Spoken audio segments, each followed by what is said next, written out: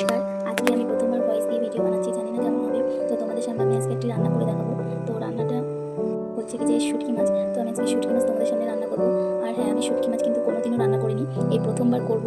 যদি কোনো ভুল থাকে তোমরা অবশ্যই আমাকে বলবে, আর যদি রান্নাটা নাও হয় তাও তোমরা আমাকে বলবে।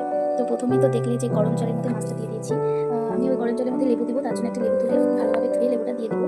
তো আরও বেশ কিছুক্ষণ লেবুটা দেওয়ার পরে গরম জলের মধ্যে মাছটি রেখে দেবো। তারপরে ভালো জলে ভালোভাবে ধুয়ে নিতে হবে।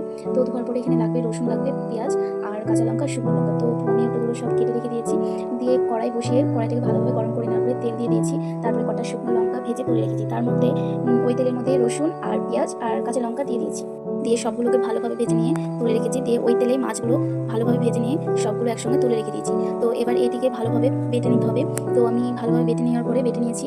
তারপরে তেলের মধ্যে কিছুটা পরিমাণের কালো জিরে, কিছুটা পরিমাণে থেতো করে রাখা রসুন আর কিছুটা পেঁয়াজ কুচি দিয়ে দিয়েছি।